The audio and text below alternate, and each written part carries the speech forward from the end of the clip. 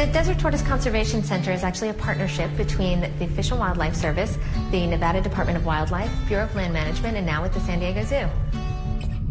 Well, U.S. Fish and Wildlife Service wanted to partner with the San Diego Zoo because there's been a lot of work done here at the Tortoise Center to try to help recover the tortoise, but we needed someone who could come in and really make an impact in terms of animal care and real forward-thinking research, and the San Diego Zoo really is the best place to help us do that. The Desert Tortoise Hotline is a service provided by Clark County in southern Nevada that removes tortoises in areas that are potentially in conflict with the development for urbanization of Clark County. We realize that people like to keep tortoises as pets, but we discourage that as an activity. Tortoises are a wild animal. However, if you do have tortoises in your backyard, we would ask you please not to breed them. The baby tortoises are very difficult to put into a good condition for release, and wild tortoises make a better release candidate than babies bred in your backyard. When the tortoises arrive off the hotline, we bring them in and each gets an individual ID number so we can track them for the whole time that they're here. Then we also weigh them and we measure them and we go through a health assessment so we can visually inspect them and see if they need immediate veterinary care. We also take a blood sample, and that blood sample gets sent out and it tests for a specific disease that desert tortoises are susceptible to, called upper respiratory tract disease.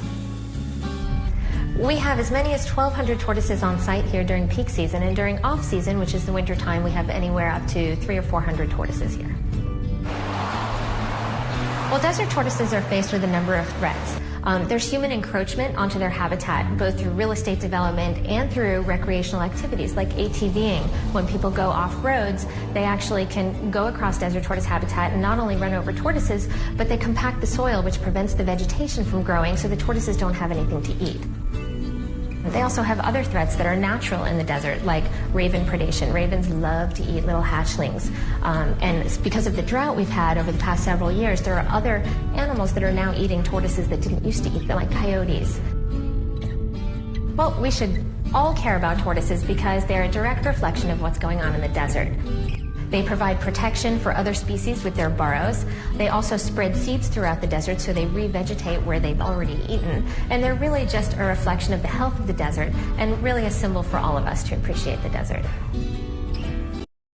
The goal of the San Diego Zoo at the Tortoise Center is to not only provide the best animal care that we can for these tortoises, but also to do research to help in the recovery of these animals and ultimately release them back to the wild in the Mojave Desert where they should be.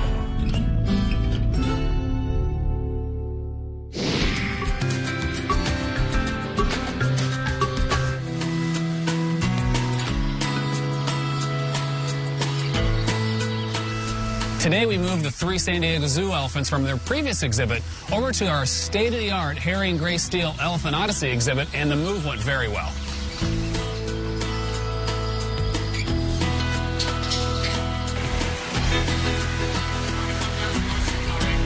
All right, thanks. So starting at 5 a.m., keepers arrived to start working with the elephants. They asked them to enter their transport crates. Then large cranes picked up those crates, put them on the backs of trailers. They drove the trailers over to Elephant Odyssey and then unloaded the animals one by one.